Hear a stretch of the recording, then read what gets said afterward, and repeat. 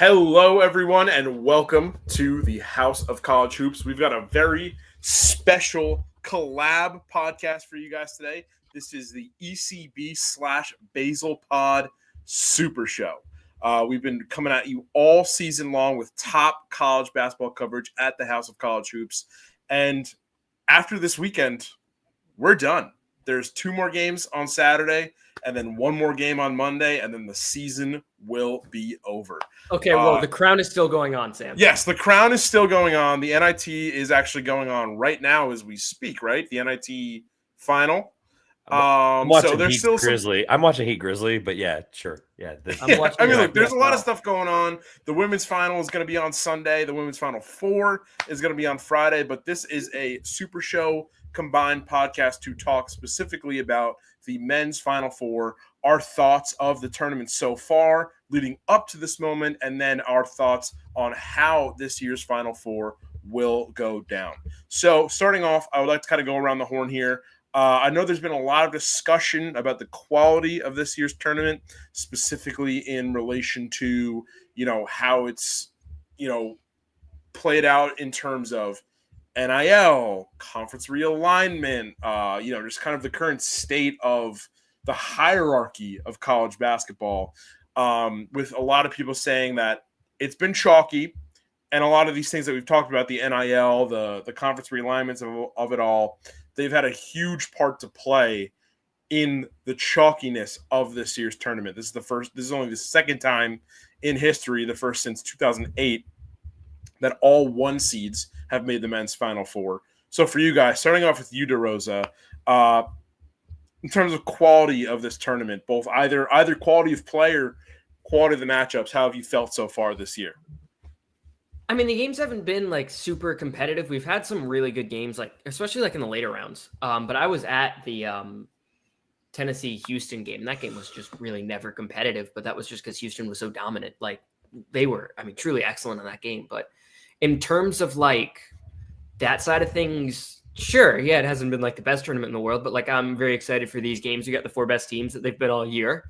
We've got, probably the best collection of 1 seeds we've had in 10, 15 years, and they're all playing against each other in a Final Four. That's pretty exciting.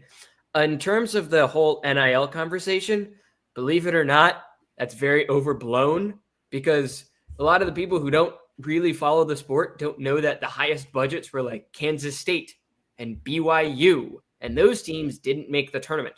So in terms of upsets, our tournament just has variance. Sometimes we get crazy upsets. We get UMBC, we get the FDUs, we get that school in Florida that shall not be named because I don't like them because they beat me as a 5th grader, to some of the other ones. But sometimes we just don't get upsets. There were years before NIL where there just weren't many upsets. That's how it works. That's why the event is special, because it can go one way or the other, and we don't know. Yeah, you were in what grade? I was in 5th grade when FGCU dunked. Oh, that's disgusting. Get old, buddy. Get old, assholes. Yeah. That's tough to think about. Okay. Well, I was going to start my opening statement with how honored I was to be amongst the Fox Sports 1's finest, Michael DeRosa here. Only one of us was featured on The Crown this week, and as much propaganda shoving have you been doing in my face for the last 3 weeks on this stupid tournament. Actually, I take that back. You texted a Division I head coach about The Crown earlier this year, and he didn't know about it. So that you've been doing propaganda pushing for 3 months, for crying out loud. That happened. If you know. But 5th grade. Wow. Okay. So agree with everything you said about the NIL stuff. It is what it is. That's only going to be ever so changing, and it's going to get weirder with the rev share. I actually think it might create even bigger imbalance. I'm still trying to figure out what I think about the rev share and some of the higher programs that, how it affect what they already do and what they'll continue to be able to do. But just in terms of this Final Four, I'm super excited. This is 4 teams I've enjoyed watching all year. And it's four groups that I just enjoy individually. I enjoy these teams. Duke is obviously hard to hate now. I've heard that storyline all week. I'm kind of sick of it at this point. I've been a fan of Houston for these 2 guys here, especially are sick of hearing about it. So not going to get tired of that today, guys. Sorry, get used to it. That train keeps going.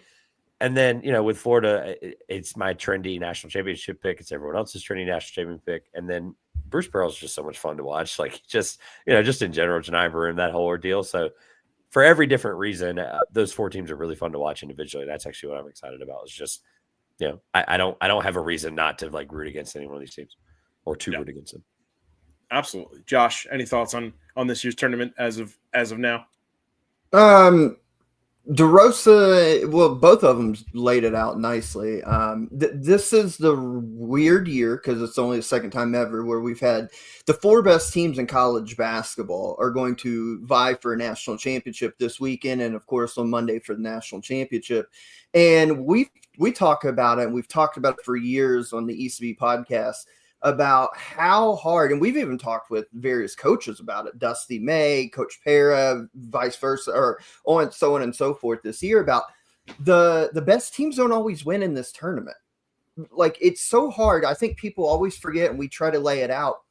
To win 6 games in this tournament is really hard, and the best teams usually don't always do it. The fact that we've got the 4 best teams, especially at the end of the year, undisputed, and they've all came through the gauntlets of the region to make it to the Final Four, I think says a lot because they were clearly rose above the other teams in college basketball. So the fact that we have that sets up for one of the greatest Final Fours I think we've ever had. I think this could even – now, as far as like player star power, it won't trump 2008 when the last time this happened because you had Derrick Rose, you had Tyler Hansborough. But as far as a collection of teams, and if you look at all-time in KenPom, this is probably a better Final Four than that one was, just based upon metrics, and these were legitimately the 4 best teams in college basketball the last 3 months of the year. And then storylines, man, we talked all year about the SEC. Like, they're guaranteed at least 1 team in the national title. They've got 2 in the Final Four. They were dominant this year. So I think the SEC clearly showing out after all the false panic of after day 1 of the tournament where, people were as overrated. Nah, I think we're set up for an incredible Final Four, various styles. But again, the 4 best teams in college basketball are going to duke it out. Doesn't happen often. Yeah, absolutely. And I think, talking about storylines, we have not been short of solid, even great games throughout this tournament, right? And even some interesting runs. I mean, look, I know we talk about how chalky this tournament is, but I mean, you still had teams like McNeese taking down Clemson, Drake taking down Missouri and losing by 13 to Texas Tech, Arkansas making it to the Sweet 16 and only losing by 2 points in overtime to Texas Tech in the Elite 8. There's a couple others, but for you guys, I mean, up until this point, what do you feel like has been the best game so far of this year's tournament? They may have a better answer, but I would say the most exciting one I could think of off the top of my head is you mentioned the Arkansas game, that comeback. Texas Tech was down 16 with, 8 minutes ago, and flipped the script, drug it into overtime, and even then Arkansas had a chance to win, and Texas Tech was able to make huge shot after huge shot. To me, I think for my personal taste, that was probably the best game, but Florida played a couple really interesting ones you could throw up there too. Yeah, my answer is easy. It involves Tech as well, and it's that Florida Tech ending with Walter Clayton. I got home. I was bouncing around doing some things, and I basically sat down for the Final Four timeout, and my jaw was on the floor within 4 minutes. I mean, like I sat down and like Florida was dead when I sat down. Like I literally said out loud, I'm like, this is it. Florida, like this is where the bracket. You see the meme with everybody holding up the bracket and under the lighter. This is it right here. And then they proceeded. By the way, against a team that everyone was pretty picking to the Final Four, and I absolutely understand. And I was wrong about them. There's a reason they were in that position, right up against having Florida on the wall here. And Walter Clayton does Walter Clayton things, and analytics ultimately, some of those plays they ran were some, there's some teams in this country that would never even think to run some of those plays. Obviously, not every one of these teams has Walter Clayton, but they were running stuff that they've been proud in doing all year, and some of the 3-point setups that they do, and it worked out for them. And that was the game of the tournament for me, which does something because honestly, it took until that point to even get a game of the tournament almost. Mm-hmm. Trev, I feel like he brought that up, the second point of like, all the trendy people pick this team to the Final Four, all this. I picked Texas A&M to beat Auburn. Let's just be upfront about that. Okay, well, I was not exactly right about that one. Whatever, that's cool. Whatever. You have your moment in the sun. Congrats on picking the 1 seed to make the Final Four there. They barely won, so hang the banner there, Trev. No, but in all seriousness, I'm going to stick in the same region, but Florida Texas Tech was going to be my answer. And Josh probably took the second best answer, so I'm going to stick in the same region. I'm going to go Colorado State against Maryland. It's the only buzzer beater we had in the tournament. Yeah, and the shot Keon Evans hit for 3 to give him the lead. Neat Clifford in the second half, they were just battling. I mean, it was back and forth. Clifford was awesome. Queen on the other end. Gillespie made some plays. That game was awesome. And then Maryland ended up making their first Sweet 16, which was immediately dampered down by all the Willard stuff. But that game itself was awesome. It wasn't just immediately, but I get your point. I'll leave it at that. Yeah, that shot you talked about with Colorado State too. Like, I know it was 2 rounds earlier, right? 2 rounds earlier, 3 rounds earlier. But it did feel very Marcus Page-esque. And the only reason we remember Marcus Page is because of what happened after. And so it did feel very like that. Again, I'm not comparing the two in any way, shape, or form. But when that shot went in, I was like, man, I hope this doesn't become forgotten. And then it became forgotten about 8 seconds later. I was like, well, it did. It did in about, in about 10 seconds of real time. So that shot did remind me of that. I just thought that was interesting. Yeah, absolutely. And aside from great games, just games being exciting in general, I always feel like at least by the time we get to the Final Four, there's always a game that I always feel like is kind of like the statement game. You know, whether that's a team making a deep run or just kind of setting the tone for, a big moment for their program for, kind of the near future. It's always interesting to see. I feel like this year's for me was the St. John's Arkansas game. Obviously Arkansas taking that one, 75-66. They really limited St. John's, and it was, obviously a year. It was Calipari's first year at Arkansas after being at Kentucky for such a long time. And I feel like people were, I wouldn't say necessarily down on Arkansas, but I feel like people, saw Calipari's, exit from Kentucky as kind of a big shift in college basketball. People weren't sure, whether this was kind of going to be his kind of final stop, kind of him winding down his career a little bit. And I think them not only making the tournament, because DeRosa, I mean, I feel like we talked about them all year in our tournament tiers podcast. They were kind of this fringe team. Like, we saw the potential, but weren't sure if they were able to get it together. And then they did. And then I don't want to say dominated St. John's, but they handed them a very decisive win, and they beat them exactly where everyone thought St. John's was going to get beat. So for someone like you, Josh, who's, watched Calipari for so long at Kentucky, was that something you kind of expected out of Coach Cal at Arkansas? I mean, was there anything about that this run that kind of surprised you? And where does that kind of set Arkansas up for the next couple of years in the SEC? Nothing. None of it surprised me. We talked about it. Cal is really good. I mean, if you think about the games he lost there at the end with Kentucky, upset by St. Peter's, beat by a better Kansas State team in the second round, upset by Oakland. But when you match him up against teams of similar kind of ilk, or especially if he's in the underdog role, he always rises to the occasion more times than not. So when they got by Kansas, like you're talking about, he gets a chance to beat Bill Self to kind of pump that ego up and that set up that matchup with St. John's.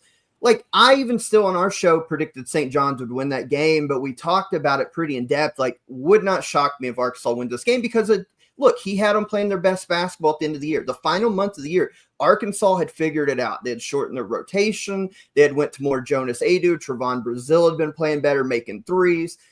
Look, athleticism, and ultimately that's what got St. John's. They had not seen that type of athleticism mixed with length all year long, and Calipari thrives in those games. And to be honest, he owns Pitino. Like, as crazy as it sounds, he owns Pitino. So the fact that they were able to pull that off, make a Sweet 16, beating the teams and the coaches he went against, doesn't surprise me because he has talent. We railed him at the beginning of the year because they did have so much talent and they were faltering 0-5 to start in the SEC.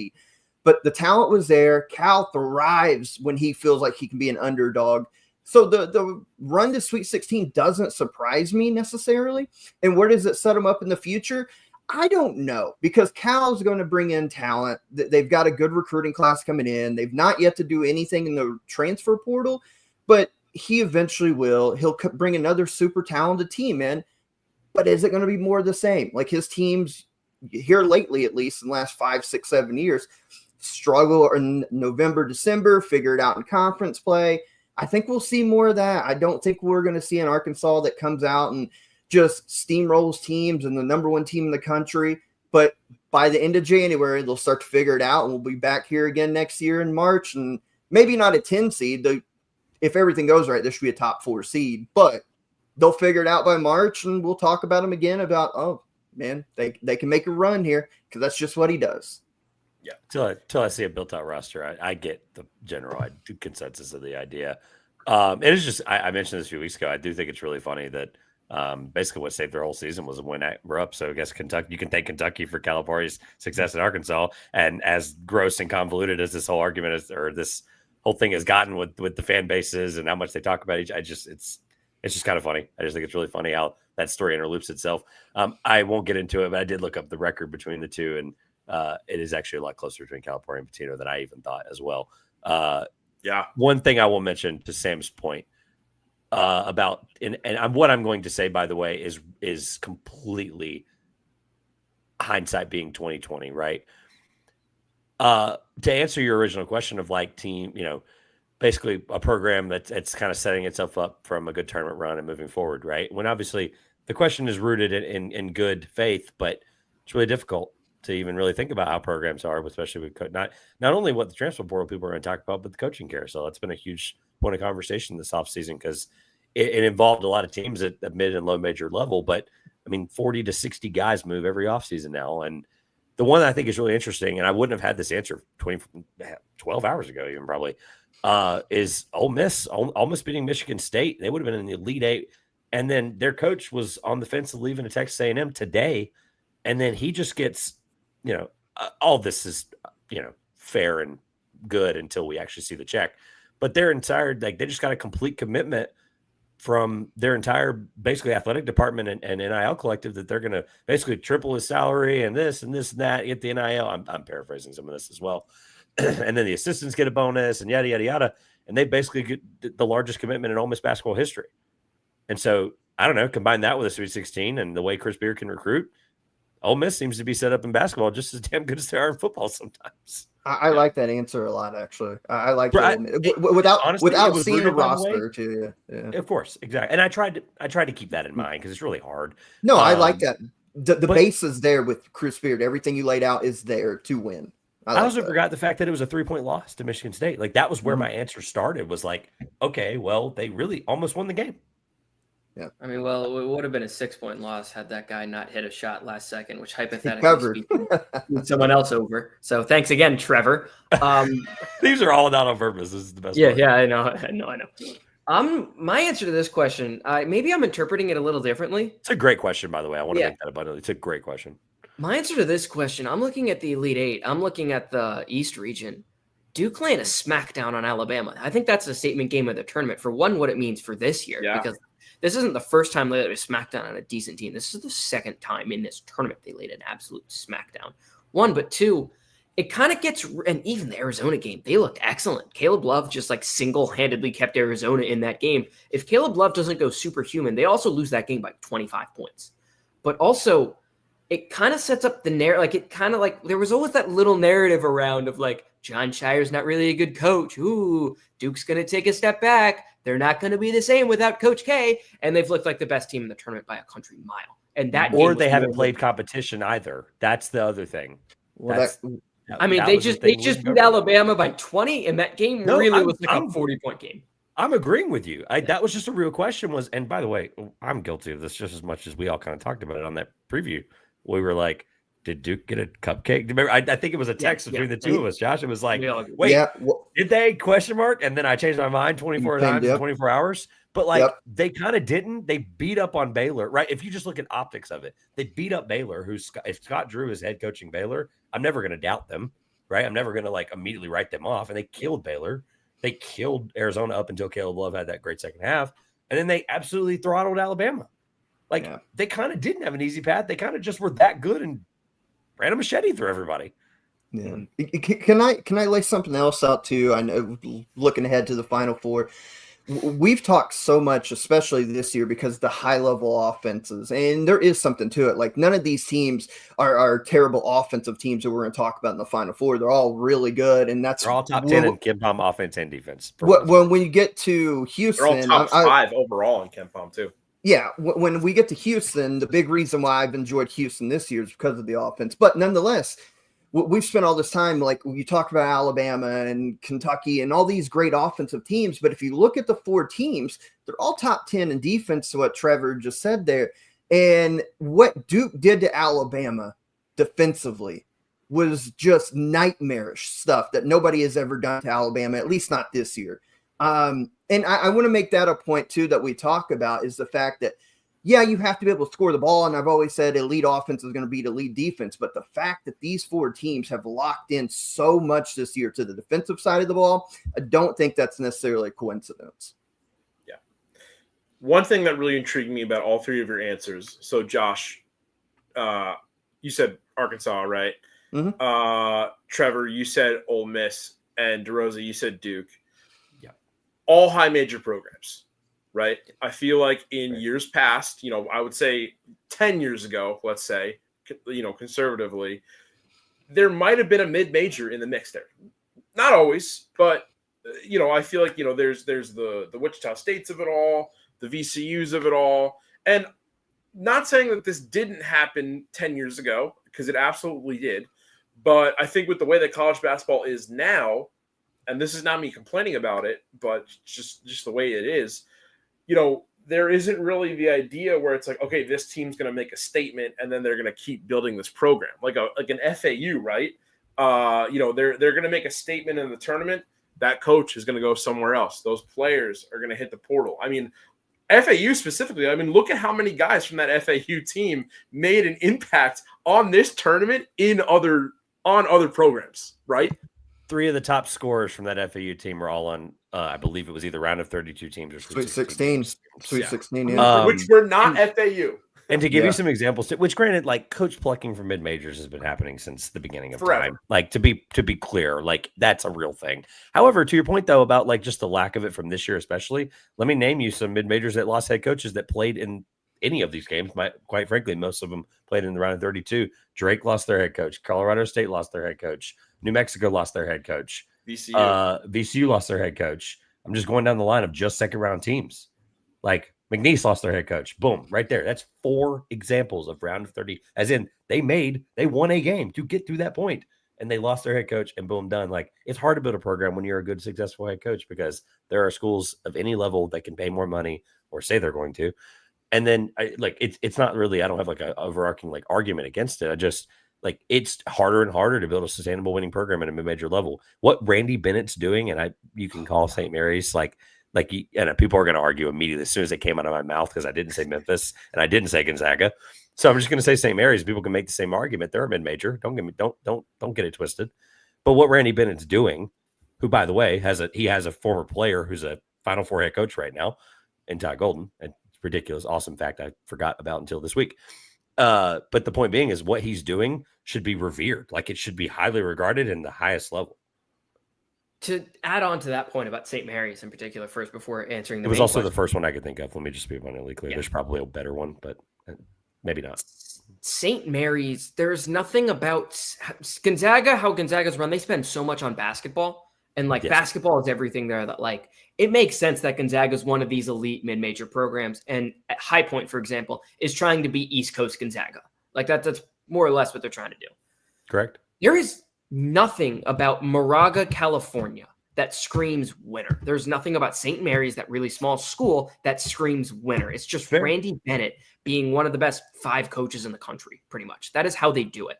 And even you look at some of the guys when they leave, Josh Jefferson was an impactful player on that Iowa State team this year. Granted, they didn't make the run that they wanted to because of injuries, but he was impactful. Aiden Mahaney transfers to UConn. It doesn't really do anything, frankly. Just the way they build that program, it just works for them.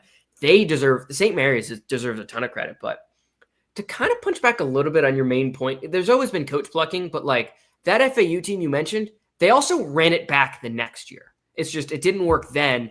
Then all the guys were like, this is our last year. Coach May gets plucked. And then like it after, but they ran it back after the Final Four. So like that was kind of different. One there, and two, I mean, not to bring up a sore subject to Josh, but San Diego State made the national title game a couple years ago, and they just were able to bring back some of their key players from last year that they were not expecting to bring back. And they're going to put together a team that will very likely be preseason top 25, if not preseason top 15 next year. So, I mean, I don't know where we consider St. Mary's in that, San Diego State in that St. Mary's Gonzaga mid-major tier, but like they made a national title game, and they've got a team next year that is again going to be really ready to compete. So to punch back a little bit, like, I don't know. That's a good thought. And like, I'm just looking at St. Mary's, like just sports reference sheet. It's worth the look if you haven't. I know they haven't. I know they've had these recent, especially like they'll get into the, like they've been a kind of a trendy pick for me, admittedly, the last couple of years. I said they were going to beat Alabama. I thought they were going to do to Alabama that Duke did to Alabama, to be abundantly clear.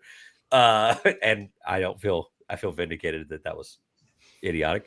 But just looking at their like sheet, the amount of 2s and 3s on the left side of their columns is ludicrous. Like they should not, like to Michael's point, they should not be as successful as they are. And it's a complete credit to Randy Bennett, and it's a complete credit to that program actually sticking to him and him sticking to them too. Like that's a real thing that doesn't get brought up enough. And it's a Final Four preview here. We're giving Randy Bennett his flowers, and that shows you how much he deserves them. Yeah. I've got a thought real quick on mid-majors, since this kind of topics brought up on how they can move forward. I think if I was a mid-major coach, how I'd approach this. If you look at the landscape of college basketball, everybody's wanting to get older via the portal. Right now, if you can bring in at the top of the top, like the Boozer twins are going to Duke next year, the top of the top, AJ DeBonsa is going to BYU. But outside that, if you look even just 5 years ago, the 50th rated kid, which would be a 4-star, was going to the Kentuckys and Alabamas and Kansases. Yeah. But now that everybody wants to get older, like Pitino's already said, there's no way in hell I'm going to replace what I had this year with freshmen. I'm going to go via the portal. We got to stay older. If I was a mid-major coach, I would try to get the talent you could, but there should be an influx now of some kids that you maybe usually couldn't get, that just aren't going to get into the big schools that maybe their talent used to say they could get into. Get that. Try to the kids coming down that needs to take a step back from a high major program. Mix it kind of those talented freshmen, mix in the transfers from high majors, and do it just one year by 1 year. And I would even sell this. Hey, come here. Let's win a shit ton of games, get to the tournament, see how far we could go, and basically audition yourself for the next level. And if you can become the program who'd be like, yeah, we can go to St. Mary's or wherever, name Indiana State, and we can win games, we can make the tournament, and we can be seen to up our stock to transfer to Duke, North Carolina, Kentucky the next year. I think you could create something special doing that without having the old school way, because it's just almost impossible to do it the old school way of bringing a kid 4 years, keeping them, because eventually they're going to get plucked. I would lean into it instead of try to run away from it. That's the only issue, though. The only issue in the argument, and I'm only saying this because I'm probably out of the four of us, I cover a mid-major league the closest out of anybody. And the amount of guys that are the ones you're talking about, that is starting to happen, by the way. Like Isaiah Pasha is a great example. He's an incredible kid out of Delaware. He's Delaware's highest rated recruit last year in the CAA, going up to CUSA. He's not sticking that out. You should see his top 10 list, and he's going to play for those teams. It's all teams that are going to be fighting for the NCAA tournament next year, if not already in it, presumably. And the problem is mid-major schools are getting those guys now, and they're just not keeping them. There's no and what I think, to your point, like it's a great idea in principle, but the problem that is going to happen is you're never going to be able to fix the amount of guys that think they're going up to the next level. And so what's really weird, though, and I'm not disagreeing with you, by the way, I want to make it abundantly clear, I'm actually kind of towing the line because I want more time with this data. It's something I've actually been thinking about. I'd love to do a pod about it this summer with you. The amount of this year, the amount of transfers inside of mid-major conferences is kind of alarming. And I almost think that it's actually kind of course correcting the other direction. To your point, there's a ton. Today alone, the CAA, 3 of the best players in the conference last year, multiple all-CAA players, transferred to another CAA program today, just today, as we're having this conversation. 3 of them, 3 of 15 spots. That's a ludicrous amount of people that did not go up and get more money. So it's actually an interesting thought, and I'm kind of glad we're talking about it now. But I don't actually, after talking it through and hearing your argument, I actually don't know where I believe is true right now, and I don't think we have enough data. I think it might be why. So I got 2 points I wanted to make on this real quick. One, you mentioned the Patino thing. That's just because Patino's going to retire soon. Yeah, right. He's like 80. That is the reason Yeah. that he believes that. He just wants to win now so he can ride off into the sunset. I still think as he should, by the way. You still need a good core, I think, at least at the high major level of like high school players. And like you need a core to develop, retain, and keep going for multiple years, because it's not just bringing in transfers every single year to fill out your entire roster is not the most sustainable thing, as we've seen with Eric Musselman these last 2 years. That is a guy who was an early adapter to the transfer portal. And now we're seeing that he is just another dude in the portal. He's just another guy. And those teams are okay. USC is playing for the crown right now, and Arkansas was horrible last year, as you know, Josh. But to the point you mentioned of like recruiting kids from the high school level and like bringing them up like kids you wouldn't get, you're right. I watched a decent amount of high school ball over the summer, and there was this kid. He was on Team JL3, I believe was his AAU team, by the name of Christian Jones. He was a point guard, undersized point guard, but like he had offers from Texas A&M, and he was a guy who was looking really good at this tournament. Granted, he's small. His body, like he is very small for a point guard, but like he's like a high major player in my mind. He's small, but like you'd work him up, you'd take a couple of years to develop him and just do whatever. Instead, he's like, no, I'm going to Siena for Jerry McNamara. I hate to give a Syracuse guy credit, but I'm going to have to. I'm going to Siena. I'm going to play 2 years here. I'm going to start, and then I'm going to transfer. Like he's like when they asked him about like his commitment article, that was what he said. He's like, yeah, I'm going to be here for a year or two, and then I'm going to transfer. Like that is my plan. And it's like, he's ranked as the 44th point guard, and he's better than that. I am telling you, he is better than that. He's probably a top 30 point guard in this class, but because he's going to Siena, he's not going to get the attention until he's there, until he's one of the best 20 kids in the MAC. Same thing that happened with Adam Njai. He was committed to Washington State originally last year because the Kyle Smith left, decommitted, and then went to Iona for Tobin Anderson and was really good there. So there are a couple examples of this. Granted, that's just one league, but like those are the 2 names that came to mind. At Campbell is now playing for Arizona. Was in the Sweet 16 and hit some of the biggest shots in the tournament. Yep, and that's what I'm saying. I've like, if I was Jerry McNamara, like maybe old school thinking would be like, well, shit, why would I bring him in knowing I'm going to lose him? But new school thinking, that's why I think you got to lean into it if you're a program like that. Be like, okay, we only get him for a year, but he's super talented. Like maybe talent-wise, he should never be in this league. He should be at like the SEC level or wherever it may be. Well, maybe he can carry us to an NCAA tournament victory, and then we'll ship him off, and maybe it raises our profile, brings more money in. And I think you lean into it. If you're a mid-major program, you lean into like, yeah, okay, they're only here a year or two. We'll try to win a bunch of games in that process. And then, especially if I'm the coach, I win enough games, I'm out too. I'm out too. Yeah.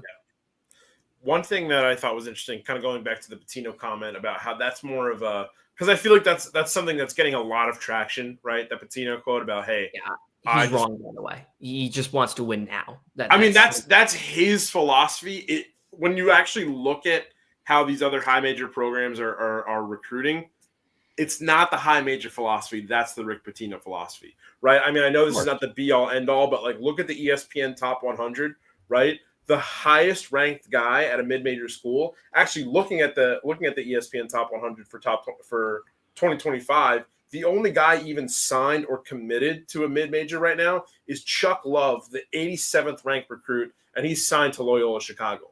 All those other guys are all either uncommitted. There's like 7 or 8 guys that are still uncommitted.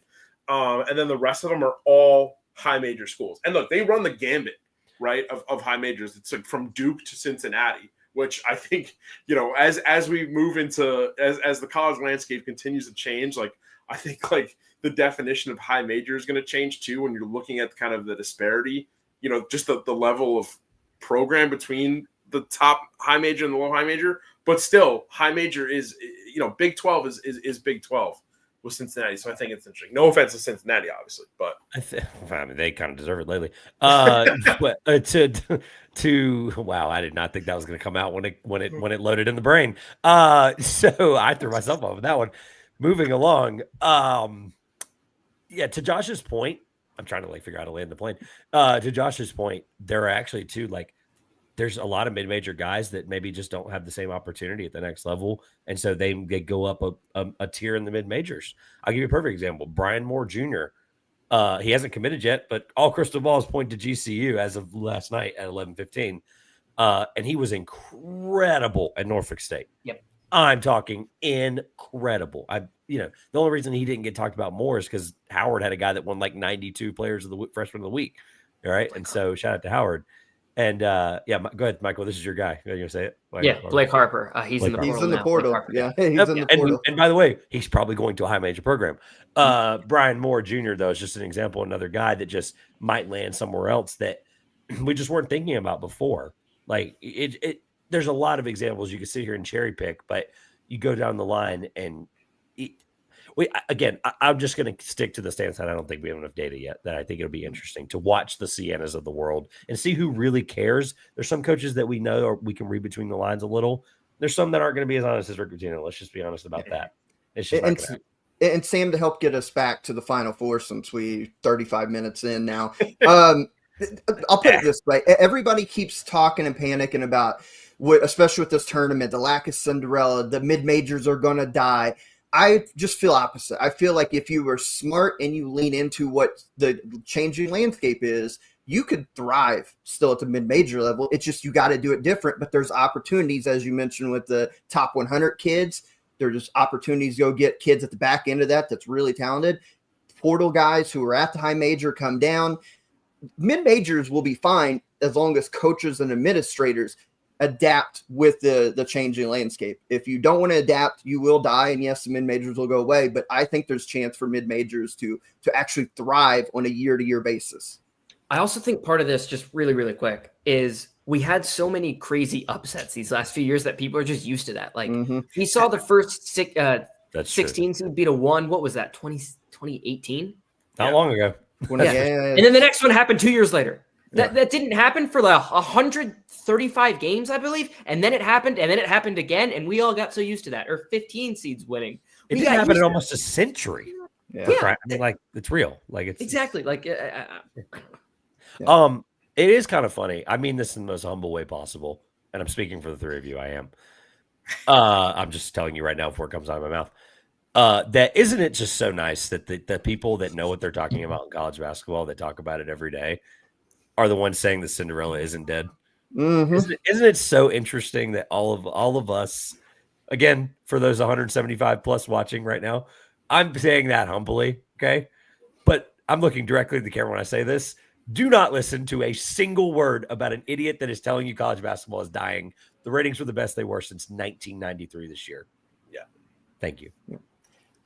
What's happening, by the way. I don't know if we talked about that yet. I mean, look, in conclusion, everything kind of ebbs and flows. We're gonna get it. We're gonna get another tournament with big upsets. We're gonna get mid majors doing well again. Let's just kind of let this tournament settle out, and we'll see what happens. My final thought on this, like you said, Trevor, we just need to take time to figure out what's going on. We need a larger sample size, and honestly, I think we need at least a decade, right, to kind of figure out. Maybe that's too far, but I just feel like I would love the biggest sample size that we can before we really make a conclusion on conference realignment, all these different things and how they affect college basketball. We're seeing immediate effects right now, but there's still a lot that we should kind of take time to figure out. But until then, we've got 3 games on the men's side this weekend that are important, and it took us 39 minutes to talk about, but which is great because I feel like this has been a great pod so far. But let's finish it off with the Final Four, talking about all 4 teams, their journey here so far. We've kind of talked about a few of them, their journey up to this point, the matchup that they've got coming up on Saturday, and for those 2 teams that we think will advance past Saturday, how they'll fare on Monday. Looking at the schedule right now, great slate. Starting off at 6 p.m. Eastern, we've got Florida versus Auburn. 2 teams that SEC opponents. Auburn trying to kind of avenge their lack of an SEC tournament title, and Florida trying to continue their dominance, in this kind of second half of the season.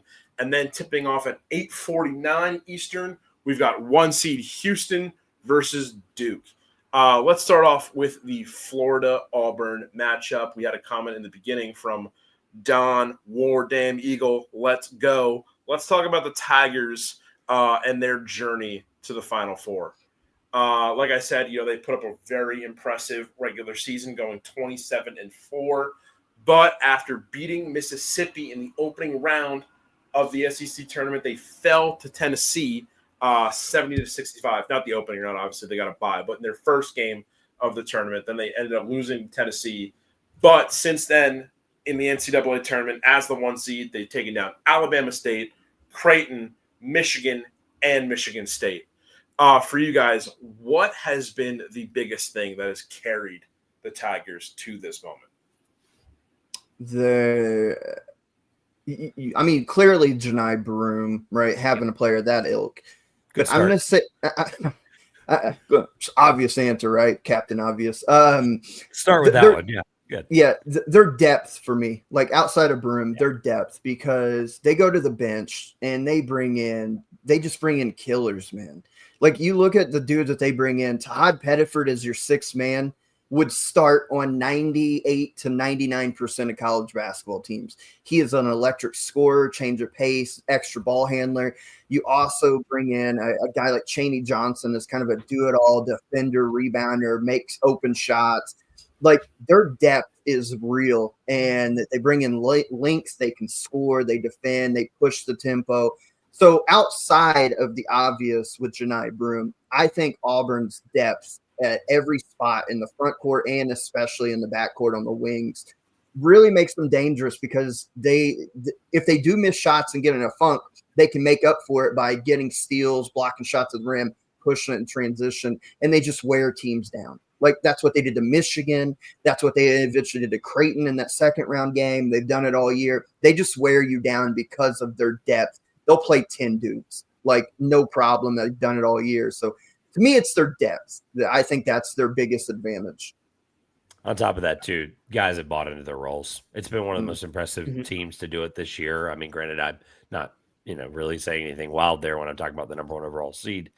But, like, even if you just take out a guy like JP Pegues, who he's only played 15 games this year, he's struggled with some injuries. But, like, even a guy like that I thought was going to be incredible for this team. And they had 8 other guys that stepped up into bigger roles, including Broome, obviously, when you're the 2nd best player in the country. And like the guys have just like, no matter what happened, honestly, what proved it too was when Broome went out, they stepped up. And honestly, I didn't think they were going to lose the game. I know they were up a decent amount, but like there was 10 minutes left. I was like, they're fine. But as long as Pettiford takes the right shots and makes the right passes, as he was obviously going to have an increased offensive role as a younger guy, it just like, I didn't even blink. Like I wasn't like, oh, okay, well, this is it. This is where, whoever they play, Michigan State gets back into it. I genuinely think these guys have filled in their roles so heavily. And honestly, I think it started back in Maui. I think that was really where we start to see this team kind of, I know it was early, but like we really got to see them right there. And it's kind of interesting. They played all three of these teams that they potentially are going to play in the Final Four. They played them all, right? That Houston game was the same day as the flight where they had the fight. Yep. Yeah. And they I'm only bringing it up because of the guys going into the role. They did, and they absolutely killed them. Although I'm just bringing it up, and that was a different Houston team too. They were figuring themselves out. But for Auburn to figure themselves out against Houston, albeit that early, that's impressive. Like it's genuinely so impressive because those guys bought into the roles. And I just maybe I'm just late to this train, but like I think that's just the kind of guy Bruce Pearl is. I really like him. Like I know he's been on a media tour, and I know he's done all the pretty, shaking hands, kissing babies, and I get that's going to happen this week. I think his pod he did on with Barstool Sports, what was it, the Pardon My Take or whatever, and I think you really got to hear an honest side of Bruce Pearl on that show. Like he's just maybe I'm late to all this whole thing. I know Tennessee and all the other stuff, but I just think that's the kind of guy these guys want to play for. Mm-hmm. DeRosa, one guy I wanted to ask you about, shooting nearly 40% from three so far this season, and that's Chad Baker-Mazara. I mean, I know we talk about Janai Broome, but what does a guy like Mazara bring to this roster? He's long, he's athletic, he's a tough cover because he's able to get to the lane, and he's shooting it very well. He's just, he's kind of a maniac, just quite frankly. Both super, super skilled, but also, I mean, he has that temper that he plays with. It's either really working for him, and he's using like that fire to like kind of take games over, or it can bite him in the ass. But for this tournament, he's been taking over. He's looked excellent. He was great in that Michigan State game, if I remember correctly. He was getting to the lane. He was causing havoc, making plays. He hit some pretty tough shot that just kind of like, they were up 7 and like Michigan State was making a little run. It's like, okay, maybe they come back. And then it's Baker-Mazara that answers. Then then Baker-Mazara answers. Then Janai Broome comes back in the game, has this Willis Reed moment. And then like, there we go. Yeah, he's been excellent. He is a really, really talented player. He's been great. Josh mentioned Todd Pettiford. There are not enough words I think you could speak glowingly about Todd Pettiford. He's one of the best 20 guards in the country, and he's willing to come off the bench as a freshman. And whenever they need him to make a big play in a game late, they trust their freshman they have off the bench. Dude, this Auburn team's awesome. Like, full credit to him. The depth, very talented. Bunch of gunners, but Bruce Pearl gets them to buy into the system to run some like flex cuts that granted it's more spread out, but like some flex cuts you were running in middle school, and they get them to buy into that. So full credit to this team. And I think the one thing that's really got them here was the schedule. They're battle tested. Like you mentioned, Trev's mentioned, they've played all the teams in the Final Four. Then we look at the 2 line. They played Alabama. They played Tennessee because of the SEC. They played Kentucky, also SEC team. They played Iowa State on the 3 line in Maui. They were battle tested, man. Like they were ready for this moment. They even when like you're getting games late, like that Creighton game was ugly, but they were ready for it. That Michigan game was ugly for a little while. They got down double digits. They were ready for it because they've been battle tested. Yeah. Their opponent, a team that they've lost to already this season, 90-81. In their second rematch their first rematch, their second game against each other this season, the Florida Gators, obviously the reigning SEC tournament champs. You know, we talk about how deep this Auburn team is, and this Florida team is excellent. There are some great guys, you know, up and down the roster, but I mean, the standout guy, Walter Clayton Jr., averaging 18, 3, and 4, you know, give or take a couple decimal points, shooting nearly 40% from 3 as well, shooting 45% from the field overall. I mean, how much as a guy like Clayton driven this Florida Gators team in this run? Look, he has been phenomenal. Like, we seen it 3 years ago when he was at Iona, and we saw it last year with Florida. Like, they made the NCAA tournament. Of course, they got beat by Colorado in round 1 and in a crazy game. We knew it coming in this year what type of player Walter Clayton is, but it feels like he's taken it to another level. And maybe that's because the team around him is better. Adding a guy like Elijah Martin maybe takes a little less load off of him, but the shots he makes, like, he needs no space. Like, the shot he hit to put him up, or I think it was either put him up or tie against Texas Tech, he's just dribbling, and it's like Reggie Miller-esque when he had the crazy, the 8 points in 5 seconds, wherever it is against the New York Knicks. Just dribble, turn, boom, shot. Doesn't matter if anybody's guarding him. It doesn't matter if his body's contorted. The ball's going in. He's the best big shot maker in college basketball. Like, if this game comes down to the wire and Florida has the ball, it's over with because Walter Clayton's going to make the shot no matter what you do. And the ability to get a shot off, he's strong. Like, I don't know if people see him because he's a little flashy on the wing. Watch him go to the hoop. In the SEC with the contact that they played against this year, watch him go to the hoop and finish. He probably has like a 90% success rate finishing at the rim through contact. He's been awesome this year. And when you have a guy like that can just make plays no matter what in crunch time, like, it's hard to beat him, not to mention the complementary pieces he has around him. Pretty damn good too. I love, like, when we were doing the magazine, honestly, like, even as we were like preparing it, you brought up the comp to Rob, and I think it's good. I think it's really, really good.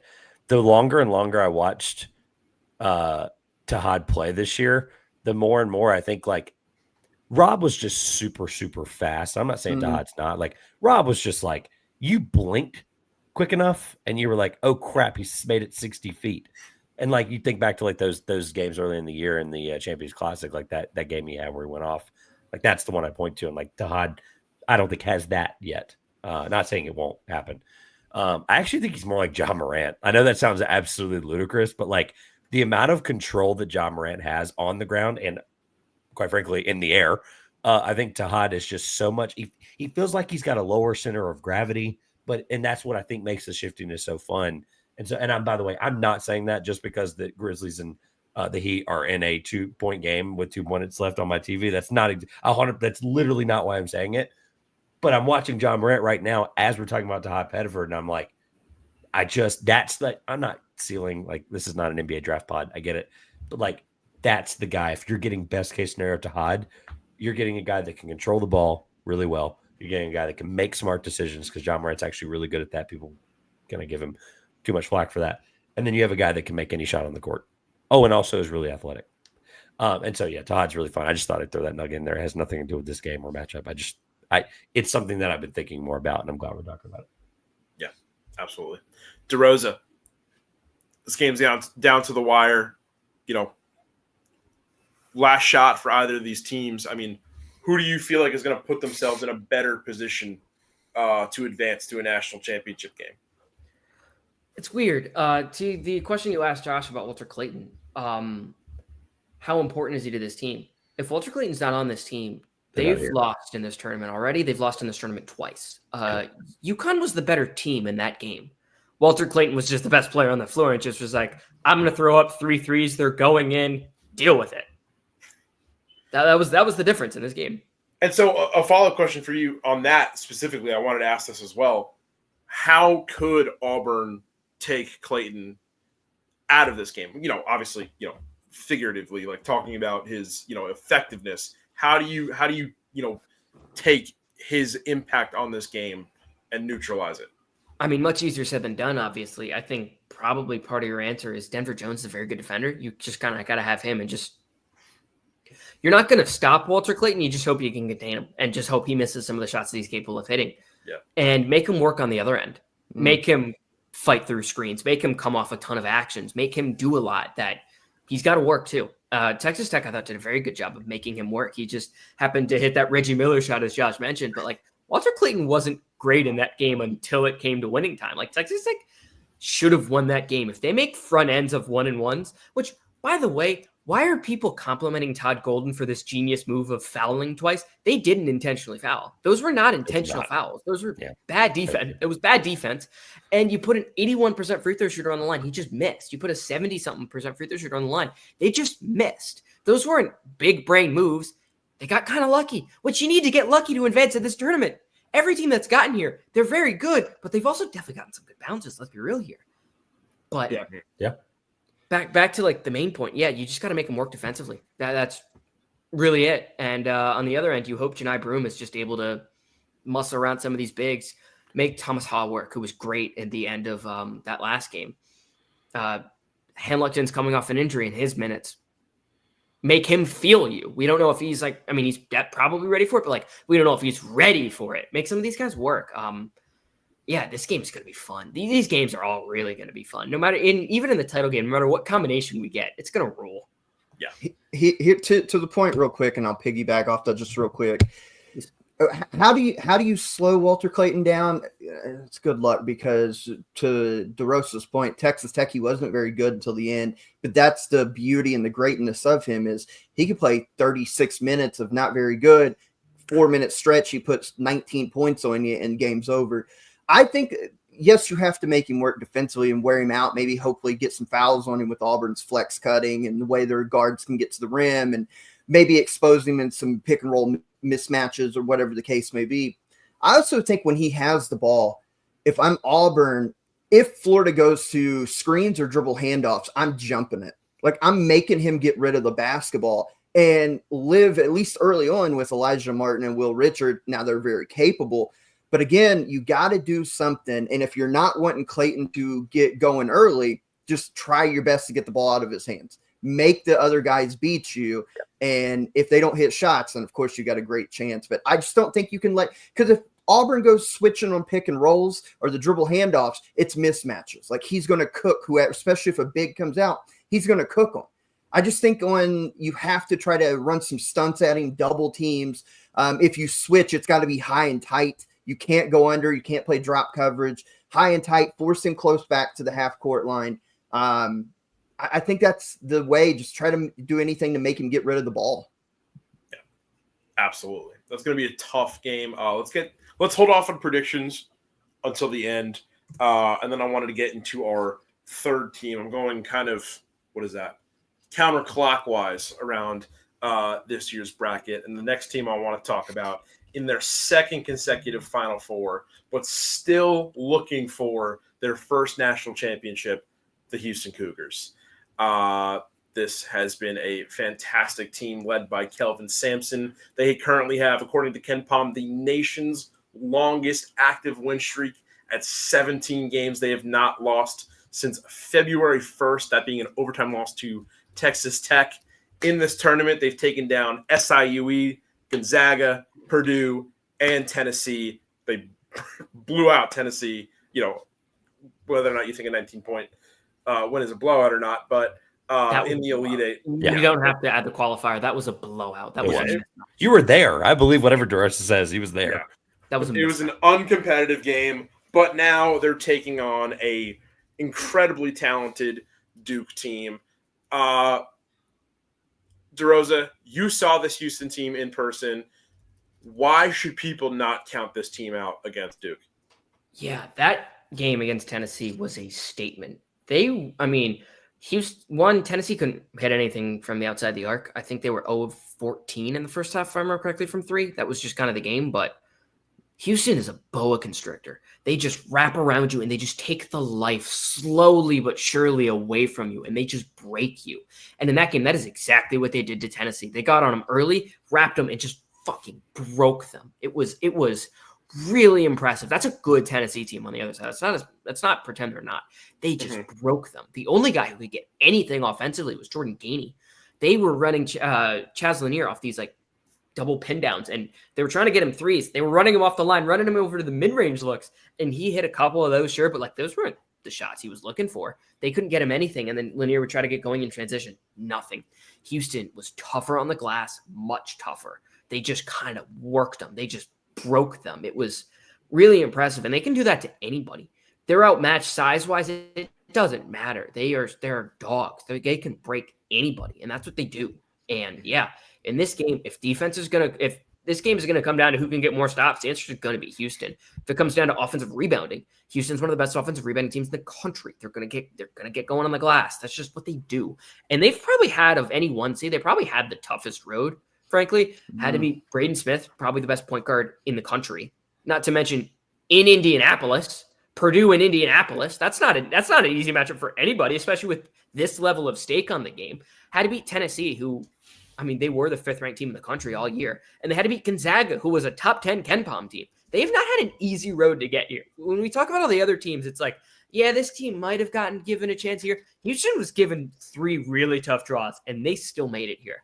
Full credit to them. That is a damn good basketball team. Love it. Yeah, Houston. They've lost 1 game since November 30th. Yeah. 1 game. And by the way, the point about the double pin down thing, that's a very popular action on the Big 12. And that's why they were used to defending it, because it's almost like they were prepared from the league that they played in. I'll be short and sweet on Houston, because if people, they've been listening to this podcast for months. I'm not going to say anything new here. I'm just not. This team is better, and they don't have Jamal Shed. It's the point I've been hammering since basically June. And I still almost don't even believe it as it comes out of my mouth. The point that I want to make sure people understand about Houston is the way that teams can beat them is being able to, you're going to have to make your threes. That's just going to have to be the case, right? If you don't make your threes, you're not beating Houston. The way Houston can actually lose games is they don't get to the free throw line a ton. They don't. And I think that's actually to their detriment. And so I think that matchup specifically against Duke, they're going to have to get the free throw line to beat Duke, because they're going to make their threes. Duke's going to make their threes. And it's going to be whoever's going to be able to get better actions attacking the rim. And I'm going to go with Duke on that one because they have Cooper Flagg and they have a lot of guys that can do that. And so that's my fear with Houston is does Houston get enough to the rim? And then you have Kaman Malawak just standing there blocking shots and deflecting and doing things that, he's not going to necessarily do on the stat sheet, right? He's going to make you think. He's very Victor Wembanyama in that esque where you just have to be aware of him at all times on the floor. And so that's my biggest fear with Houston is, are they going to be able to get to the basket enough? Are they going to be able to generate enough offense going towards the rim? And I think that's where you can beat them. Before we get into Duke, this is neither here nor there in regards to this upcoming matchup, but why was the second weekend played at Lucas Oil Stadium? Sam, we don't have enough time for my okay, we don't. I'm sorry. I actually can't answer this. My buddy was telling me about this. I think it's ludicrous. I think it's stupid. The reason it was played in Lucas Oil is because Indianapolis is hosting the Final Four next year, and they want the Final Four in an event in an arena like that. And what they want to do is they want to have the team that. If you're hosting the Final Four, they want it to be in that venue the year before in a Sweet 16, so they can show you're prepared for it, and then you host the Final Four next year. They've always done that, and plus Indianapolis, with the NCAA headquarters being stationed in Indianapolis, Indianapolis is guaranteed at least once every 4 years to host an NCAA tournament game. Whether it be the first, second round games, the second weekend where Sweet 16 and Elite 8 or the Final Four, we're figured in as far as the city goes. We're figured in every 4 years at least. Indianapolis is hosting. So that's part of the reason why. And the reason why it was in Lucas Oil this year as opposed to Bankers Life as well is the Indiana State High School Basketball Tournament Championship state finals were on Saturday. So they didn't want to have games on Friday, then switch over and get ready for the IHSAA state finals all day on Saturday, and then come back on Sunday and play an Elite 8 game.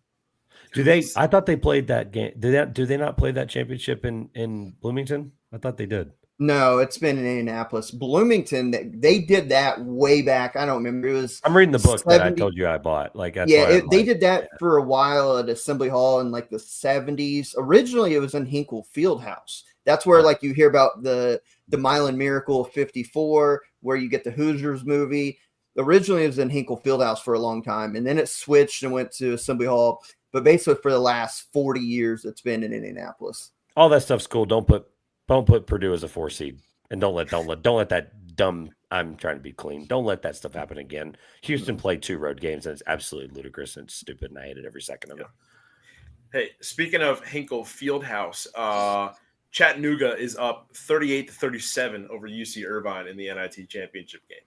But just finishing up that point, that was just a goofball question from me, and this is why you guys are the best, because you guys gave me a thoughtful, reasonable answer, and that was actually very informative. So I rooted against Purdue at one point. I hated every second of it.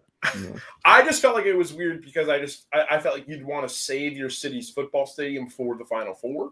And then honestly, I had a feeling that was rooted in there, and I'm glad DeRosa could shine the light on that because I didn't really. Now that I think about it, I don't really know of other times I can remember that happening where it was in that weird setup in the stadium. It's I get you want to prove you can do it. Indy's done it 1,000 times. They've had it in Lucas Oil before, have they not? Well, it the year before. That seems. That I mean, they had weird. the whole tournament in Lucas Oil, right? In 2021. No, the whole tournament was spread across Indiana. Yeah. It was Hinkle, Assembly Hall, Purdue. But the other thing too, Lucas has done that setup a bunch. When the Kevin Ware leg snap. I'm going next year. I'm excited against Duke. That was in Lucas Oil. So they've always had that. Plus, honestly, Indianapolis for big city, big sporting events, is got such a great reputation. Final Fours, college football championships, Olympic trials. Indy is a great sports hosting. I was there, Royal Rumble. Yes, it was awesome. Sorry, go ahead, Trev. Because I have no problem with the setup of the stadium. That was the argument on Twitter. I thought was kind of weird. Was the guy sitting up or whatever. The people making the arguments have clearly never been to the Final Four, because I promise you, I've sat in one of those seats for that Lamont Butler shot. Boy, I could see it, but I couldn't see it well. That's for damn sure. I was like, is that Butler? I had to take my glasses off. I was like, yep, I think that's Butler. And I was in what you would consider the middle part of NRGs. It wasn't there's people that sat on the roof basically. Mm-hmm. I had no problem with that. The setup was really weird. And some of the photos the angles and stuff I thought were weird. I had a problem with the Purdue part, so I digress. Yeah, no, I get it. And, I don't like basketball games being played in stadiums. I know the ambiance, if I could. Have you ever been? Can I ask you honestly though? Have you ever been to the Final Four? Not to the Final Four. I've been to NCAA tournament games at Lucas Oil. I know you, and I know basketball, and then you and your relationship with it. 2023 was the second coolest thing I've ever done in my entire life as a sporting fan, and I cared about none of those teams. It was the I would like to go. I was at the national title game when it was Gonzaga Baylor. It was here. That was the COVID year. We got it for free. That was nice. awesome. But and that's not even full crowd. Like that, like the feel of a football game, like it feels like a football game, but for college basketball. Like it is one of the weirdest because it's like I agree with you. It's not a pleasant experience. It really is not. Like I'm agreeing with that wholeheartedly. But just the amount of fans that want to be there and care to be there, it feels like that out of 100,000 seats, it feels like 99,000 of them care about college basketball. It's one of the weirdest environments that you'll ever be a part of, but I think we actually had this argument, I think not argument, but we had this conversation last year because 2 years ago, whenever I did like the pods part-time with you guys, and I wrote a whole article about it.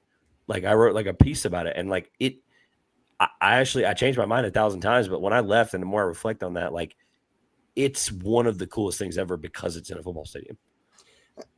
We've kind of diverged here from Houston to Indianapolis, but one last thing, I feel like we could do a whole show on this. Think about the cool games that's happened in Indianapolis when it comes to NCAA tournament. 97, Arizona goes to overtime to win their first and only national championship, beating a Kentucky team who had won the year before that was favorites that year. You got 2006, Florida wins their first of two. It was their first one when they beat UCLA. You've got the Butler-Duke game where Gordon Hayward's shot came this close for making history. Indy, wasn't it? Wow. You've got the crazy. Kevin Ware leg break where Louisville beats Duke. The next year, you've got Kentucky beating Louisville and then turn around beating Michigan. Like you've got the Gonzaga Baylor. Indianapolis has been a special host for NCAA tournament games. Jalen Suggs hit that against and then jumped up on the table. That was an Indy too. Against UCLA, you're talking about? Yeah. That's wild. Yeah. I mean, Indianapolis has had like great. Now I know this last week, the Purdue-Houston game was great. The other one's not so much, but historically, Indianapolis has been great hosts for magical moments in the NCAA tournament. Houston, though, real quick, because I know we have to move on to Duke. We've talked a lot about the variance of Houston's defense and their improved offense this year, and I think nothing says that more than two things, in my opinion. Emmanuel Sharp, was it the Tennessee game or Purdue game? I'm misremembering. Kind of struggled, but there in the final couple minutes, 4 threes, boom, boom, boom, Purdue boom, to kill. Was it Purdue? It was Purdue. Okay, Purdue. Just kill Purdue. 4 threes. Struck. The ability of him and Cryer to get hot in a moment's notice is offense Houston has not seen under Kelvin Sampson, which makes him stand apart with the elite defense. The other thing, Kelvin Sampson's in his bag right now. That play, not just the play. The play is one thing. Coaches draw up great plays all the time. The memory of him to see that the whole game, Braden Smith is jumping. He's on the ball and out of bounds underneath, but he's taking the first route basically and double teaming that route. To know that and at the right moment to bait him into that, to slip the inbounder to get the game-winning bucket, he's in his bag right now. Duke's got to be wary of that because he is drawing up some beautiful shit right now. Yeah, and let's talk about Duke. And I want to start our talk about Duke with a quote from their opponent's head coach, Kelvin Sampson. This came from Jeff Borzello on X today. Jeff Borzello, obviously one of ESPN's lead college basketball insiders. And I've honestly been thinking about this all day because it really – it was a great quote, and also it just, to me, it was like, oh, wow, yeah, that is kind of how I've been thinking about Duke for, the past year or two now. So what Kelvin Sampson said was, I'll tell you how good John Shire has been. No one talks about him replacing Coach K anymore. He's John Shire. He's got his team in the Final Four, and I think that speaks volumes for him. And it's like, I don't think there's a better way that you could have put it. I mean, this John Shire team, obviously led on the floor by, one of the most highly talented prospects we've seen in a very long time in Cooper Flagg. It is fully his team. He is out of, I'm sure plenty of people would love to debate. I mean, obviously the numbers don't really favor him yet, but I mean, he's pretty much, in terms of just coaching this team right now, he's as far out of the shadow of Coach K that you could possibly be. That might not be that far out, but it to me, it's like we're not talking about this team in relation to how Coach K would have done it, what Coach K would have done. We are just talking about the talent of this Duke team from the coaching staff all the way down the roster. Let me tell you how far out of the shadow. Let me tell you how far out of the shadow. Like, other than local fans of the opposing teams that hate them, people like Duke. People like this Duke team. I said it earlier. I kind of alluded to it, and I was going to bring it back up, and you laid the runway for me. Like, when you say far out of the shadow, that's an exaggeration. Not a single person that had a pulse that was not from the state of North Carolina could stand Duke when Krzyzewski was there for 40 years. People in 3 years like Duke. They like Flagg. They like Knipple. By the way, if Flagg wasn't there, Knipple might be a star, might be a superstar. Like, he might be a movie star, for God's sake. I don't know. Like, college basketball is changing. But, like, the whole thing, though, I think that quote actually speaks more to Kelvin. Like, I think it really tells you who Kelvin Sampson is and what he believes. And I've had a chance to interview him. I think he's an incredible man. And I think that quote, I just want people to abundantly know, like, he means that. That's a real thing. And that's something that just shows you how highly regarded he believes in him. And it actually gives me a small segue into an overarching thought I want to kind of make about this game. It ties into Duke as well and Shire, this whole conversation. This game has a really big impact on the perception of how we view these two. We talked about programs earlier. These programs aren't going anywhere, but it does really, I think it's going to paint a picture about how we view these two coaches as they kind of go their different directions in their career, right? Kelvin Sampson, albeit he's not the youngest guy in the world, right? And obviously brought him to the doors a couple times. I'm not sure how many more years he's going to want to be in college basketball. I'm not sure how many more years he just period has in college basketball. And then John Shire, like, he wins this against this kind of program and this kind of coach. It completely changes the trajectory of this program and continues to excel and take them into even new heights that even I don't think Kay had visions for 7 to 8 years ago. And for him to do this in year 3. And I won't mince words here. I think I said it on a podcast 2 years ago, and I'm pretty sure I definitely wrote about it.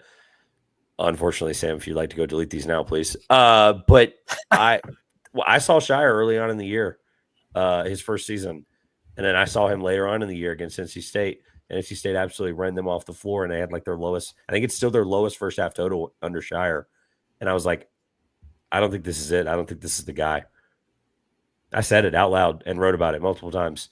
I was very, very wrong, and I'm very, very willing to admit that right now. And I think that they're the best team right now in the Final Four, and I think they have a great chance to win a national championship because of it. As the head of content and editor of a lot of the content on House Enterprise, I have a firm stance on letting any incorrect in retrospect takes just live. I'd rather keep that record. Cool. So we all got to learn, right? Yep. To that point, Trevor's absolutely right. Like, look, Duke has been so hateable in part because they've been so good, but their antics, like, people got tired of the nonstop flopping and whining and pretending that, like, look at us, we play so hard and we're so squeaky clean, when everybody knows that they were just as quote unquote dirty as everybody else was. Everybody knew that. You look at this Duke team play right now. They're incredibly talented. They run beautiful offense. They play their ass off defensively. They get knocked down. They get back up. They're not flopping around. They're not tripping people like Grayson Allen. They don't have a villain on the team. They're very likable. We mentioned them on our tournament show a few episodes ago about how workmanlike they are. They come in, they work hard, they kick your ass, they don't say nothing, and they go home with a win. That's why they're likable. And Trevor's exactly right. Somehow they've managed to turn Satan into an angel somehow. And it's all because Shire and the work he's put in, they've changed the culture while keeping the old school values of Duke being a winning program. It's amazing turnaround. Yeah, 100%. And they look like the best team in this tournament to this point. You guys hit every nail on the head. And There were some people who I think genuinely know what they're talking about who were ranking John Shire as like one of the bottom tier coaches in the ACC entering this season. Yeah, granted, I thought that take was ludicrous at the time, and now that is aged like fine, the finest of milk.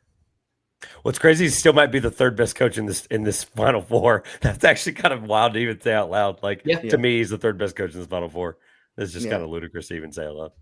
Yeah. DeRosa.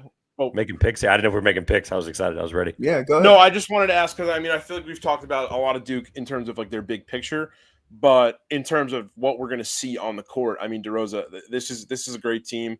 I think Josh and Trevor, you kind of hit the nail on the head. What I never even thought about it too going into this pod, but yeah, they are great, and they just do not carry that New York Yankees, Dallas Cowboys, Duke basketball, evil empire vibe that they've carried for the last 40 years now. But they're just great. And what great things will we see on this court, DeRosa? Yeah, so in starters for just both these teams, Houston's the second best three-point shooting team in the country. Duke is the eighth best. So these teams can hit shots. They're also the best and second best defense in terms of effective field goal percentages in the country. So you got teams that can hit tough shots, and you got teams that can make you take a lot of tough shots. I think that's a starter. I also think, I don't even know how debatable this is. We're watching the best freshman in the last however many years. Since Anthony Davis? But like, and he might be the second best since 2000. Like it's really like that. Yeah, well, look, that whole argument too, though. Flag's got to go ahead and win this thing, or else he can't be. Because Anthony Davis won Defensive Player of the Year, National Player of the Year, National Champion. Like, he's got to win it all before you start saying he's better than AD was in his 1 year of college. But like, he's in that. Like, that is a legitimate conversation. Yeah, 100%. I think national or not, he's second behind AD since 2000. I'll just say that. He's that dude. Yep. You're watching an elite talent. So no matter what, even if like you're like, I don't care about, I don't know, the two best defenses in the country playing each other. I don't care about great 3-point shooting teams. The best player in the country watch either Super Flag's last or second to last game is a college basketball player, and he is going to be a basketball superstar for the next 20 years. Cherish it while you can. Mm-hmm. Yep. I agree. Yeah, I alluded to it earlier, and I think I don't remember which one of you made a face when I said it. Not in a bad way, but I said the second best player was on the floor in that Auburn game, and I've said that for the last 2.5 months, right? The best player in college basketball is on the floor at 8, whatever. Let's just round up to 9 o'clock Eastern. The thing about this game that I'm so intently thinking about until the very last moment and making a pick is that you mentioned these two defenses. You mentioned this, you mentioned Duke's best player. We mentioned the coaching stuff. We mentioned all really great things. When it comes down to it, what team can get shots and what team can get shots in the most effective way possible. And I still have that fear with Houston in the back of my mind. I know you mentioned Sharp. I know you mentioned Cryer. He can obviously go off for 30. I think I heard it the other day. He's the only person to have 30 for 2 different teams in the Sweet 16 or something like that. He had 30. I'd have to look at the exact stat again. It was kind of wild. But the point being, Duke is going to get what Shire calls Duke shots. They're going to get them even against Houston's defense, and I don't think Houston can get them, and that's the part that I'm thinking about really hard. I'm not spoiling my pick here, but Duke's going to get Duke shots. Even when teams put them up against the wall, they're still going to find a way to get open, and I have that question with Houston that I don't have that with Duke. I've got 2 things I'm looking at because of how elite both defenses are. Houston, like if you watch, they saw Tennessee hit abnormal amounts of threes against Kentucky and said, all right, no big deal. Ran them off 3-point line, didn't give them anything at the rim. If you run Duke off 3-point line, they're going to be able to, because of their length and just overall skill, fine. They'll hit an NBA pull-up 18-footer, no problem. They'll get to the rim. They'll throw lobs on you. Individual matchup to watch. Who wins the point guard matchup? Tyrese Proctor has been just phenomenal this whole year for Duke.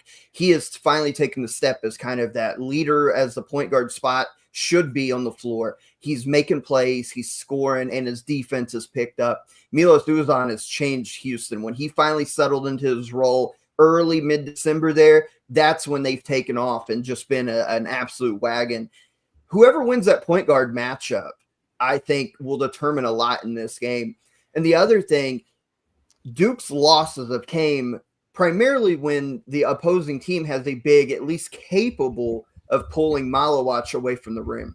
If you don't have somebody and you allow him to anchor that defense and block shots at the rim, it's damn near impossible to get anything off on them unless you're taking contested 25, 30 footers and just making them. I don't know if Houston has that guy that's capable of pulling Malawach away from the rim is the problem I'm worried about here. But I think whoever wins that point guard matchup sets the tone for their team potentially winning this game. Uzan versus Tyrese Proctor, I think, is a really intriguing game inside of the game to watch. The winner of that probably dictates who wins this game. Yeah, absolutely. And let's go around the horn here. I wanted to finish it off. We've gone for an hour and 20 minutes. 40 of those are probably just talking about the state of college basketball, but a lot of great analysis all around. So starting off with you, Josh, just give me Team A over Team B in the national championship game, and that will kind of allude to how we think this whole Final Four is going to go down. Okay, so in game one, look, Florida went into Auburn and beat them, put 90 up on Auburn, especially at a time when we thought Auburn was invincible. They did it without Elijah Martin in a true road game. They, by all accounts, unless something happens between now and Saturday night, they will have Elijah Martin. And they got Micah Hamilton back to anchor even more defensive on the rebound again. They're a great offensive rebounding team, and they block shots with him in the lineup. Their versatility, they have a full collection of their talent now, and they have the best big shot maker in college basketball. I think Florida completes the sweep over Auburn and goes to the national title game, in part due because of a guy like Elijah Martin, Will Richard, complementary pieces, not just Walter Clayton. And in the other game, we just spent the last 15 minutes talking about, I just think Houston, I think that they're going to make threes. They're going to have to. But at the end of the day, I think this is where the size and lack of, not athleticism, we'll just say lack of size will hurt them, because you can match up, be strong with Cooper Flagg. He's strong. Like, he's wiry, strong. I think he can get his buckets. Same with Knipple finishing at the rim, and then Tyrese Proctor in that matchup. I think Duke has too much offensive firepower that'll give them the extra edge needed. So I've got Florida and Duke in the national title game on Monday night. Absolutely. And who you got win it? I got Florida. I said at the beginning of the previews when we did them, I've got Florida. I think that matchup-wise, size, they match up with Duke. Athleticism, they match up with Duke. Shot making, they match up with Duke. And again, if it comes down to a final possession and Florida has a chance to win it, Walter Clayton's going to make the shot. I've got the Gators. I said at the beginning, I'm riding with them. They're getting their third national championship. All right, Trevor, who you got? Can I ask a question from the panel before I answer? Not like it's not going to derail us, I promise. It's just a yes or no question. Yeah, absolutely. Is it unethical as a college basketball analyst to change what you made? I made one bracket, and I'm pretty true to sticking that one bracket every year. Is it unethical to change my pick right now? I'm changing mine, so no. No, because that's called research, educated scientific research. When you find out that there's something that changes your mind, it's your duty to make changes. Right? Yeah. This tournament played out. I'm allowed to change my. Okay, I feel better now. Thank you. We're 3 for 3 on that. So, Sam, you officially said yes as well, right? Yeah. Totally. All right. I feel better. All right. Wow, this is so difficult. I'll just start with this. Florida's defense is 10th in the entire country in KenPom. They're the worst defense out of all these teams, and yet they're super elite. And so it's kind of like if you just take a second to absorb, I was going to bring this up earlier with them, but we needed to eventually move on, so I'm glad we did. Florida is 5th in the country in field goal percentage defense. They are 6th in the country in three-point defense, holding teams to 29.6%, and yet they're still 10th, and they're still worst out of these 4 teams. Kind of crazy when you say that out loud, right? I am going to take Florida over Auburn strictly because I think if it comes down, I think the way you asked the first time we talked about it, I think that question was incredible, is if the game is tied right now, who do I want with the ball in their hands? And I think it's Walter Clayton. That's no disrespect to Janot Broome, but guards win in March. Florida has the deepest rotation of guards, I think, left out of this entire tournament. I think that 4 4-headed monster, 3-headed monster, right? If they're fully healthy, 4-headed. That is an incredible set of players that can get you at least to a national championship, right? And I think that in this position, their defense will step up. We also know like 2 of their assistant coaches have Division I head coaching jobs right now, so are really good at scouting defense. Their defensive coordinator just got a job in the CAA, right? Like I think that those guys are really talented for a reason. And their analytics, I think actually that might be a big thing that plays into this. I think they're going to be able to game plan this better than Bruce Pearl at Auburn because they'll have the numbers and they'll have the data on their side. Not that every team doesn't do that, but Florida's really good at it, right? There's a reason they're here, and their defense last year was not that. They were top 70 at one point, top 80, and now they're 10th in 1 year. Mm-hmm. I don't know. That just seems like a big enough swing. I'm gonna go with Florida on that side. That's who I originally had. I'm asking the question for a reason. On the other side, these are 2 teams that I've just become very fond of over the last 12 months. Obviously, Houston for a lot longer than that, but Duke really specifically has all the stuff I laid out earlier. The offense, getting the shots off, I think is a real thing. I think that's something that if this game changes, if it's a close game like we all think, like the data thinks, Auburn and Florida is going to be 81-80 in favor of Auburn, I believe, or Florida, in that matchup. And then on Duke, Houston, Houston, Duke is favored by 2. So it's a 3-point combined total spread. My point being, I just think there's something so poetic about college basketball. If Kelvin Sampson wins this game against Duke, that'll be his 799th win. Wow. If he beats Florida, that would be his 800th win in his career.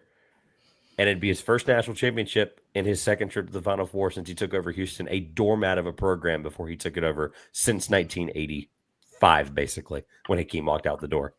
I am in no way predicting or saying that he will retire and right off in the sunset. He's got the best. I was just typing that too. He's got the best. I'll get out in front of it. I don't think that's happening. He has the best recruiting class in the country.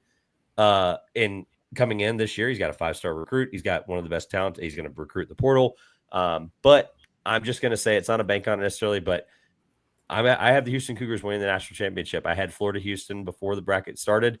I had Florida beating Houston, and I'm changing my mind because Houston's looked like arguably the best team in this entire tournament. I know we talked about Duke earlier. I think that's still true, but the way that they suffocate teams, I don't think there's any offense in this tournament left that is good enough to be able to recover from Houston's suffocating defenses. If they can get dug into the game the way I think that they can, I think it would be actually a really fitting way for a coach like that to go out, hand it off to somebody like his son, Kellen Sampson, and they will just continue to win until God knows, until we're all gone, until Kelvin's age. So I think it'd be really poetic. I'm going to pick the storyline. I'm going to pick the thing that I think is really incredible, and I'm going to pick the guy that I highly regard and love, and I'm going to pick Kelvin Sampson and the Houston Cougars to win the national championship. All right. Wait, Houston over Florida. Yeah. Got it. DeRosa. Yeah, I'm going to go opposite of these guys in that first game. I have a survivor challenge, just a main character for a little bit. My pick's going to be Auburn. Yeah. I like Auburn in this game. I think Janai Broome is, the best player on the floor in this game. I think he's going to be able to create against some of these Florida bigs. I don't know. Condon's been very good in this tournament. Thomas Hall was excellent in that last game, but I don't think they're going to beat Janai, like really kind of punk him twice. I just can't see that happening to him. And if it does, fair play. But I got Auburn. I like the guards of Auburn, and I just haven't liked Florida in this tournament. I think there have been a couple of games where Golden's kind of just gotten out-coached, and I think that could very much happen here again against his mentor, I guess, so to speak, is the Bruce Pearl angle that, will be shoved down our throats for the next couple of days. So, yeah, I will go with Auburn in that first game. Again, these games can go either way. These guys gave you a case for both the Florida side. That's a good case. I'm going the other way. I trust the guards, trust the shot-making ability. And, yeah, I don't know. Just I feel like they'll be able to kind of bully him inside. The one worry for me is the offensive glass. Auburn, despite starting two bigs, is pretty bad on the defensive glass. That's where you can get them. Florida's one of the best offensive rebounding teams in the country. But I think if you emphasize that for a week and you have Janai Broome and Dylan Cardwell down there, and even Chad Becker-Mazar is a big wing, I think they'll be like, look, we just have to rebound for this game. We just stick it into their mind, and I think they can do it. That's very narrative-based, of course. And on the other side, yeah, I unfortunately, Trev, I got to stuff your narrative and stuff it down the toilet and flush it, man. I think Duke's a bad matchup for Houston. I think the length they have on the perimeter, for how tough they are, Houston's not a particularly big team. 6'4" Milos Uzan's a big point guard, but 6'1" LJ Cryer, 6'3" Emmanuel Sharp, 6'3" Malik Wilson. They're running those guys. Three of those guys are on the floor at any given time. Versus against Duke, the smallest guy in Duke's starting lineup is 6'6". It's 6'6" Sion James, 6'6" Cyrus Proctor, 6'7" Con Kennepel, 6'9" Cooper Flag, 7'2" Kaman Malawaj. I don't think Houston's going to be able to get looks on the interior whatsoever. I think Duke's just kind of going to smother them. They're so much longer. I think they can match the physicality just because they are longer and more athletic. Yeah, I got the Duke side in this one. And yeah, I've said it. I'm flipping on that. I had Houston winning this game when I made my bracket. And not only am I flipping on that one, I'm flipping on my national title too. Duke's been the best team in this tournament, man. And if we get Cooper Flag versus Janai Broom for a national title, that's Part two. Rule. That's gonna rule, dude. Yeah. And I got the Blue Devils, man. They've looked really, really good in this tournament. They've been the best team in my mind in this tournament, and I just don't see that stopping. I could see Malawach making some plays down low, just making it a little bit tougher. I think Cooper Flag's defense is definitely, frankly, for how highly we talk about Cooper Flag, his defense is maybe the most underrated thing of any player in the country. He's a better defensive player than he is offensive, and he's an amazing offensive player. That's not a dig on his offense. That's saying defensively he's up there. And yeah, I just think they'll make plays, and I think they have enough to like kind of disrupt the Auburn guards that I think are just kind of like hot and cold. And if you can get Chad Baker-Mazar off his game, anything can happen. Yeah, I got Duke winning a national title, man. They've looked good. Yeah, love it. So, DeRosa, you had your main character moment. I'm going to have mine for a second. Last week, you and I were planning on doing a second chance bracket show, like we did last year. We were, I think it was, hold on. I think it was an incredible post, by the way. It was incredible theater. Very well. I haven't talked to either of you about it since then. Very well done. All credit to Sam. All credit to Sam. In the middle of the day, I was just sitting around and I was like, thinking about stuff for the show. And part of me, I think, whoa. Before we get into this, I just want to say, give a shout out to Connor. The CBB crown has been more fun than the actual tournament. The crown counter to 74 now. Wow. Right now as we speak. We had to get that in before the end because Connor. Hold on. While you're on the point, you want to feel old about FGCU? Look at how old he was when the last time all the 1 seeds made it. Yeah. Well, 2008. It was 2008, but yeah, I get it, but he was 5. That's still crazy. Connor's always in our shows, live yeah. chats. He's been there for years. So Connor staying true till the end, even with the time change. Shout out Connor. Thank you so much for watching, by the way. Yeah. But to get back to what I was saying, I was planning the second chance bracket show. And the year before, last year, DeRosa and we kind of went a little crazy with our second chance bracket. And it just did not turn out great. And I was sitting there and I was like, I think I had 13 out of the 16 teams in my Sweet 16. My Elite 8 was still intact. My Final 4 was still intact. And I texted DeRosa and I was like, hey, man, your bracket's doing pretty good. My bracket's doing pretty good. Why feel the need to jinx ourselves with a second chance bracket and second guess all of our picks? And let's just put out a press release to just kind of double down on how we felt about this year's tournament. And I got to admit, I was typing it up. I'm like, oh, this is going to be so funny. This is going to be so good. And we put it out. Part was the time-honored tradition in postseason college basketball. We did it once. Well, I just meant yes, we did it once on the air, but like second chance. I just meant second chance brackets being like a thing for a while. I don't do them. I am vehemently against them. I just love making picks on things. So that's why I always fill it up. I mean, the line that I was most proud of, to toot my own horn for a second, was don't chalk it up to Chuck, chalk it up to Hoops Genius. A+ theater. I put it out and it got a little bit of traction, and I was like, God, I don't know what would have been better. I don't know if this cocky statement blowing up in my face would have been better, or if me just kind of going the rest of the way. No, blowing up in your face would have been the much funnier outcome. It would have been the funnier outcome. But that being said, I still have 3 of my 4 Final Four teams intact. My national championship game is intact. And for this reason, I am not only doubling down after this statement, I am tripling down, considering the press release was my doubling down. And I am sticking with my initial national championship game prediction, and that being Florida over Duke to win the national championship. Sorry that was a bit long-winded, but I wanted to bring this up because I felt like it was just, it was worth bringing up. So that will do it for this latest combo episode of both the Everything College Basketball Podcast and the Basel Podcast. Hope you guys keep checking us out. Keep following us for everything college basketball at ECB Podcast 10 on X, as well as the House of College Hoops at College Hoops HE for more articles, podcasts, and videos of college hoops and more. Speaking of more, we've got NFL draft coming up. Baseball is in full swing. Keep checking out house-enterprise.com for updates on the blog pretty much every day on everything you need to know that our writing staff is coming up with. And for Michael DeRosa, Trevor Everette, Josh Burton, I'm Sam Basel. This has been a combo pod of the Basel Podcast and the ECB Pod.